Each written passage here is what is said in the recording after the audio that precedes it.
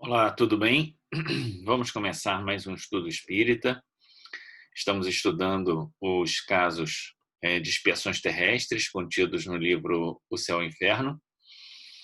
E se você não acompanhou os casos anteriores, a gente já está do meio para o fim desse conjunto de casos, que é um dos mais longos, que tem maior número, né, maior volume, maior número de casos é, entre os tipos de desencarnação, né, que estão ali na segunda parte do Céu e Inferno.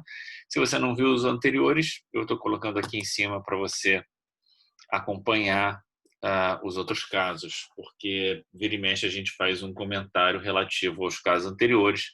Se você não viu, dê uma olhada para você acompanhar, tá bom? Hoje nós vamos ler o caso da Clara Rivière. É um caso de uma menina, um caso bem diferente daquilo que a gente já analisou nos casos anteriores.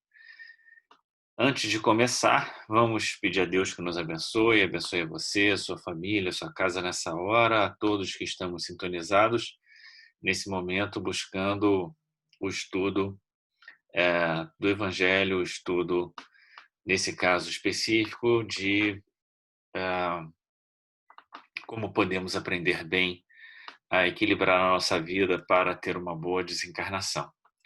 Vamos ver, então, o caso da Clara. Eu vou compartilhar aqui minha tela. Aqui aparecendo, aqui no finalzinho, Clara Rivière. Eu não consegui botar para cima, mas de todo modo não tem problema. Vou começar aqui com um caso, vamos ler. Né? Esses casos não têm sido muito longos, a gente consegue ler o caso inteiro. Acompanha comigo aqui na tela se você não está com o seu livro O Céu e o Inferno em mãos, tá bom? Vamos ler aqui. Era uma menina de 10 anos, filha de uma família de camponeses do sul da França. Havia já 4 anos que se achava profundamente enferma.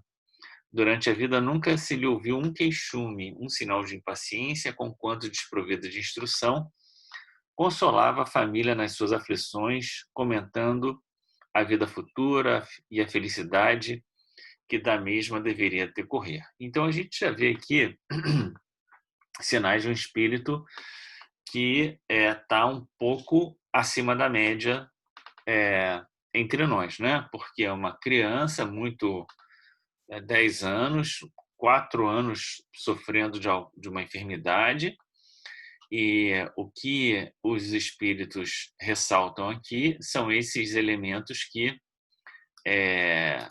chamam a atenção no comportamento da menina, né? Não reclamar, não ficar impaciente. Às vezes a gente não reclama, mas a gente fica impaciente com a nossa situação. Ela não mostrava impaciência e ainda, independente do grau de instrução dela, ela ainda tinha uma palavra de consolo em relação à família. E principalmente uma das coisas importantes aqui de observar é comentando a vida futura e a felicidade que da mesma deveria decorrer. Se a gente pega o capítulo Cristo Consolador e vai olhar quais os sinais de consolação para as dificuldades da vida, a gente vai ver que a felicidade futura, a vida futura e a perspectiva, né, da vida futura são um elemento extremamente importante, e ela já demonstrava a consciência, né, dessa perspectiva de felicidade futura. Então isso era um sinal, né, de uma criança já amadurecida. Desencarnou em setembro de 1862, após 4 dias de convulsivas torturas, durante as quais não cessava de orar. Aqui também, outro sinal importante, né, que ela estava ali sempre em oração, e parecia ser uma oração sincera, né, e não da boca para fora, porque senão os espíritos também comentariam aqui. Não temo a morte, dizia, por isso que depois dela me está reservada uma vida feliz. A seu pai, que chorava, dizia: consola-te, porque virei visitar-te. Sinto que a hora se aproxima, mas quando ela chegar, saberei prevenir-te.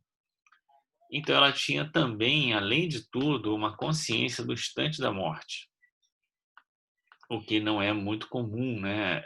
Ao contrário, é uma coisa mais rara de acontecer. E efetivamente, quando era iminente o momento fatal, chamou a todos os seus e disse: tenho apenas 5 minutos de vida, deem as mãos. E expirou como previra. Né? Como comentei, um fato um pouco raro de acontecer. Daí por diante, um espírito batedor principiou a visitar a casa dos Rivière. Quebra tudo, bate na mesa, agita as roupas, as cortinas, a louça. Sob a forma de Clara, ele aparece a irmã mais nova, que conta apenas 5 anos. Então aqui tem um caso, aqui é bastante peculiar. Isso a gente nunca tinha visto nos nos outros casos que a gente viu, de depois da pessoa desencarnar, aqui o espírito voltar a aparecer e voltar como aqui caracterizado um espírito batedor, né? Eu já não lembrava muito sobre a caracterização do espírito batedor na escala espírita, mas sabia que estava lá em algum lugar da escala espírita, né? Então fui procurar qual era a posição do espírito batedor na escala espírita para a gente não ter dúvida sobre isso. Ah, não, está aqui ainda, mas tem que trocar aqui botei aqui, já abri o livro dos espíritos na classe dos batedores e perturbadores. Então, essa sexta classe ainda faz parte dos espíritos inferiores, não faz parte dos bons espíritos. Os bons espíritos está aqui, ó, a segunda ordem dos bons espíritos já é o item seguinte. Então, a gente ainda está aqui nos espíritos... onde é que está aqui o início disso? Espíritos imperfeitos. Ainda faz parte dos espíritos imperfeitos. Vamos ver qual é a caracterização do espírito batedor ainda dentro da categoria de espíritos imperfeitos. Esses espíritos não formam, a bem dizer, uma classe distinta pelas suas qualidades pessoais. Podem pertencer a todas as classes da terceira ordem, mas ele não está dizendo que ele pode pertencer às outras ordens, né? Quer dizer, dentro da terceira ordem ele pode ser qualquer um, né, desses outros que fazem parte da terceira ordem, ou seja, dos espíritos imperfeitos. Muitas vezes manifesta sua presença por efeitos sensíveis e físicos, tais como pancadas, movimentos, deslocamento anormal de corpos sólidos, agitação do ar, etc., que é o que a gente está vendo aqui no caso da Clara, né? Afiguram-se mais apegados à matéria do que os outros espíritos e parecem ser agentes principais das vicissitudes do elemento do globo, quer pela sua ação sobre o ar, a água, o fogo, os corpos duros, quer nas entranhas da terra. Reconhece-se que esses fenômenos não se devam à causa fortuita e física, quando denotam caráter intencional e inteligente.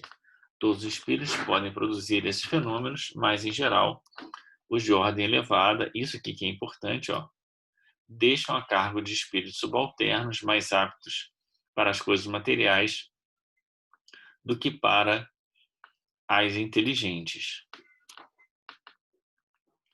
Quando julgam útil as manifestações desse gênero, servem-se desses espíritos auxiliares. Então, a Clara aqui estava como um espírito auxiliar, né? Um espírito ainda que já manifestava sinais de algum progresso moral, porque ela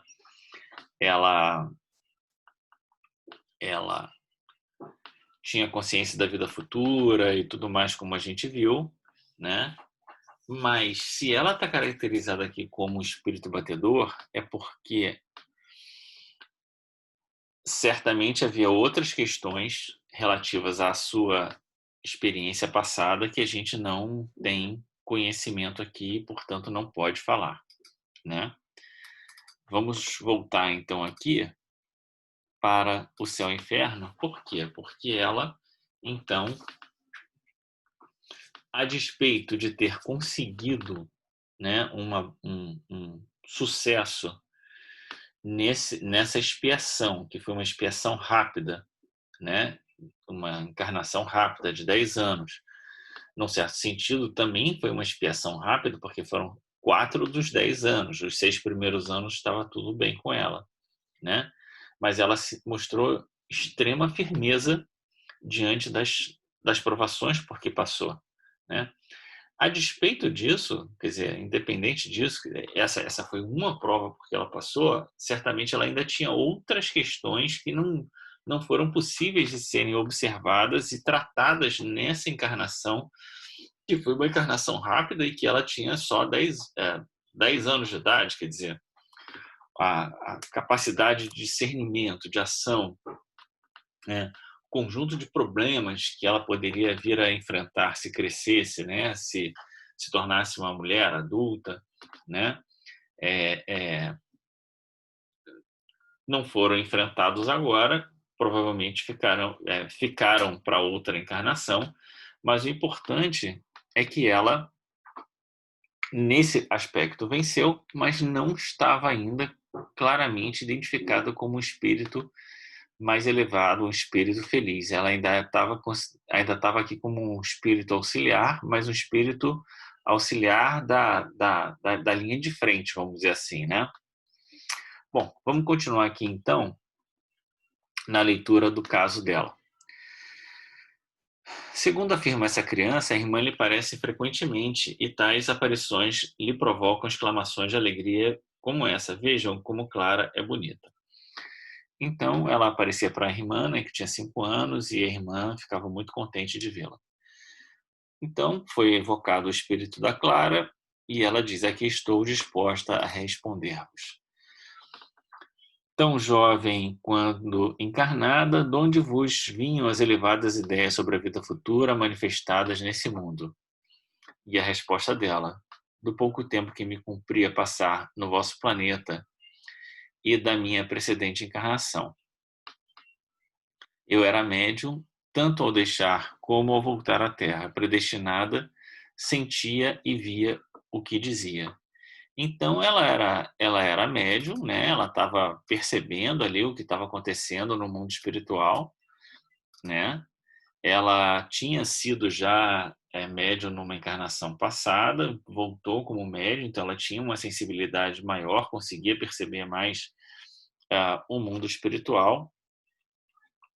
E é curioso que ela fala aqui, ó, passar no vosso planeta, né? Como se ela não fosse daqui, né? Ou que não se identificasse com aqui, pertencente aqui, né? Como se ela tivesse aqui de passagem, teve uma encarnação aqui, meio de passagem, né? Isso aqui também não é uma coisa que fica muito clara, não fica muito explicada, mas claramente ela está falando do vosso planeta, estabelecendo aqui um distanciamento. Mas ela tinha consciência da encarnação, né?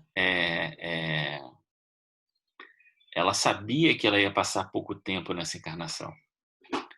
Como se explica que uma criança da vossa idade não desse um só gemido durante 4 anos de sofrimento? Essa é a pergunta, né? Porque esse sofrimento físico era dominado por maior potência, a do meu guia, continuamente visível ao meu lado. A gente viu já em outros casos, que agora eu não me recordo, tanto a presença do guia, teve aquele caso que derramou, né, uma coisa fervente em cima da pessoa, do moço, que agora eu esqueci o nome dele, e ele percebe o guia ali sustentando ele na prova. Aqui também ela percebe o guia que dá ali todo né, uma retaguarda para que ela conseguisse perceber que estava sendo amparada e, num certo sentido, não demonstrar impaciência, nada disso, né? Então ele diz que o sofrimento era dominado por uma potência maior que era a do guia. Então é como se o guia ainda desse, né, atuasse ali realmente sustentando ela. Ele, ao mesmo tempo que me aliviava, sabia incutir minha força de vontade superior aos sofrimentos. Então ela teve um bom auxílio. Como vos apercebesse no momento decisivo da morte? Por influxo do meu anjo da guarda que jamais me iludiu. Então, novamente, o anjo da guarda chegou ali e bateu uma real para ela, né? Ó, seu tempo está acabando, mas isso não deve ter trazido para ela nenhum tipo de aflição, porque ela estava em enorme sofrimento. Tinha um anjo da guarda ali junto dela que iria tirá-lo daquela situação, né? Por mais que ela tivesse saudade, apego à família, ela estava consciente espiritualmente do que estava acontecendo. Disseste a vosso pai que se resignasse porque virias visitá-lo. Como se explica, pois, que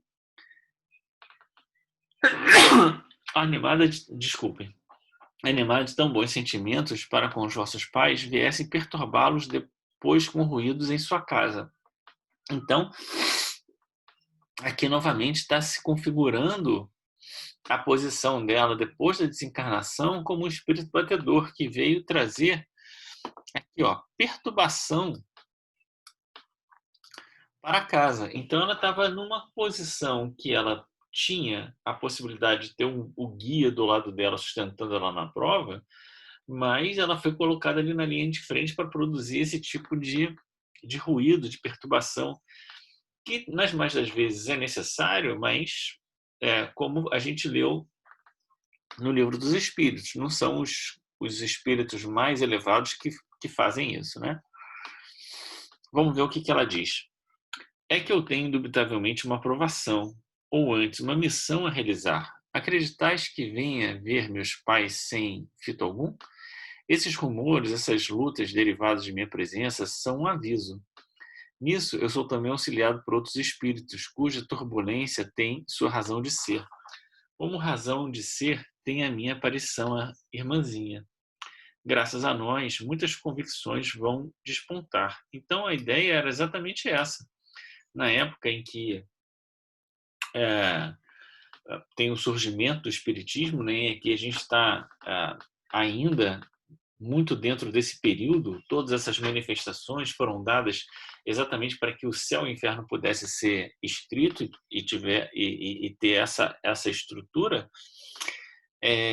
As manifestações físicas foram a maneira como os espíritos chamaram a atenção para a realidade do mundo espiritual no contexto da França do século XIX. Então aqui ela está dentro de um programa maior, né? Que é preciso despertar novas convicções, né? Ajudar as pessoas a abrir os olhos das pessoas para uma outra realidade espiritual. Ela já está, né, com um carimbo de trabalhadora nas costas, num certo sentido, né? Ela já está trabalhando, já está contribuindo, mas ainda ali aquele espírito que está no meio do caminho, já tem conquistas importantes, já é considerada trabalhadora, mas ainda num patamar de materialidade grande, que é o que caracteriza o espírito batedor, como a gente viu. Meus pais haviam de passar por uma provação. Bem cedo isso passará, mas não antes de terem convencido uma multidão de espíritos. Tá? Aqui é a razão de tudo isso, né? Convencer uma multidão de espíritos através de manifestações materiais. Então, não sois vós indubitavelmente autor desses rumores? Pergunta. Sou, porém, ajudado por espíritos ao serviço da aprovação reservada aos meus genitores. Então, a aprovação que os genitores estavam passando, provavelmente tudo isso foi mais ou menos acordado no mundo espiritual antes da encarnação, e ela tinha ali essa tarefa de auxiliá-los nesse sentido. ela e outros espíritos, né? Porque ela não estava sozinha. Como se explica, então, que a irmãzinha só vos reconhecesse, não sendo vós a autora exclusiva de tais manifestações? Pergunta fácil de responder, né? Só ela aparecia, o fato de só ela aparecer não quer dizer que não tivessem outros espíritos ali juntos, né? É que ela apenas me viu a mim. Agora dispõe de dupla vista, vista dupla, e ainda terei de confortá-la muitas vezes com a minha presença. Qual a razão dos vossos sofrimentos mortificantes numa idade tão infantil? E aqui é que nos importa mais, que é exatamente saber a razão do sofrimento expiatório dessa vida em relação à vida anterior, né? Para a gente pensar também a nossa existência. E ela vai dizer, faltas anteriores, expiação. Na precedente existência, eu abusara da saúde, como da posição brilhante que ocupara. Então tá aqui, né? Esse é o ponto. Abusou da saúde e da posição que ela tinha. Eis porque Deus me disse, gozaste demasiada e desmesuradamente, portanto pagarás a diferença. Era orgulhosa, logo será humilde. Era vaidosa de tua beleza, importa que dela decaias, esforçando-se antes por adquirir caridade e bondade. Então aqui é importante a gente observar que, num certo sentido, ela teve a encarnação anterior na Terra, tá, não parece nada distante disso, né? Ela não está reportando nenhuma existência anterior em outro mundo, né? Então, enfim, né? Mas talvez tivesse alguma coisa a mais, né? Quer dizer, além da questão do orgulho, né? Da vaidade, tem principalmente aqui, ó, o abuso da saúde, né? Então, uma conjugação de coisas, mas a perda da saúde física está diretamente relacionada ao abuso da saúde. Então, é sempre essa lógica, né? Abusou, se tornou muito orgulhoso, muito envaidecido, em alguma hora esse jogo vai mudar. Quereis que digamos algo aos vossos pais. A pedido de um médio, eles já tiveram ensejo de praticar a caridade, de não orarem só com os lábios, e fizeram bem, porque cumpre fazê-lo também na prática pelo coração. Então, aqui é importante que, num certo sentido, o objetivo daquelas manifestações espirituais foi atingido, né? Eles começaram a orar não só com os lábios, e é curioso que a gente viu, quando a gente leu Alcione, no caso do Pollux, né? Quer dizer, que era o Carlos antes de encarnar, que ele tinha uma religiosidade muito intelectual, então, quer dizer, a oração dele também era muito racionalizada, não era uma oração de coração, e isso faz... e exatamente essa era a aprovação dele depois na encarnação, né? Conseguir alterar a maneira de sentir a verdade do Cristo e sentir mais com o coração. No caso dos pais da Clara, mais ou menos a mesma coisa que a gente está observando aqui, né? E eles já tiveram, então, ensejo de praticar a caridade. Então, eles já estavam num caminho de alteração de um quadro, né, comportamental, e eles já estavam nesse caminho de mudança, né? Então, vamos lá. Fizeram bem, cumpre fazê-lo também na prática pelo coração. Socorrer os que sofrem, orar, é ser espírita. Todas as almas, Deus concedeu o livre-arbítrio, isso é, a faculdade de progresso, como lhes deu a todos a mesma aspiração. E por isso, mais do que geralmente se pensa, o avental roça pela toga bordada. Depois ele vai fazer um comentário explicando o que é o significado do avental roça pela toga bordada. Aproximai as distâncias pela caridade, dai guarida ao pobre em vossa casa, reanimai-o, não o humilheis. Se essa grande lei da consciência fosse geralmente praticada, o mundo não assistiria periodicamente a essas grandes penúrias que desonram a civilização dos povos e que, por Deus, são enviados para castigá-los e abrir-lhe os olhos. Queridos pais, orai, amai-vos, praticai a lei do Cristo, não façais a outrem o que não quiserdes que vos façam. Apelai para Deus que vos experimenta, mostrando que a sua bondade é santa e infinita como Ele. Como previsão do futuro, armai-vos de coragem e perseverança, visto que sois chamados a sofrer ainda. Então ela está aqui quase que dando uma sentença, né, uma profecia aqui, né? Qual é essa profecia? É aquela história, né, de que olha, sua vida vai ser difícil. Bom, que vida não vai ser difícil, né? Todas as nossas são. E aqui ela também está dizendo para os pais isso, né? No mais, tudo que ela disse anteriormente foi palavras de entusiasmo, né? Recomendações morais, cristãs, bastante gerais, né? Cumpre fazer jus à boa posição em mundo melhor, onde a compreensão da justiça divina se torna a punição dos maus espíritos. Então ela está dizendo, né? Vamos nos habilitar para ir para mundos melhores. Queridos pais, estarei sempre perto de vós, adeus ou antes, até a vista. Tende resignação, caridade, amor para os seus semelhantes e um dia serei felizes. Então ela, no final aqui, faz uma chamada bastante padrão, assim, dentro de palavras cristãs, né? Agora, o último comentário aqui para a gente ler desse caso. Mais do que geralmente se pensa, o avental roça pela toga bordada. Essa imagem belíssima é alusão aos espíritos que, de uma outra existência, passam de brilhantes a humílimas condições, espiando muitas vezes o abuso em relação aos dons que Deus lhe deu. Então, está explicada aqui essa passagem e a condição dela, né? Quer dizer, ela tinha uma condição muito boa numa encarnação anterior, abusou dessa condição, abusou da saúde e veio numa encarnação expiatória.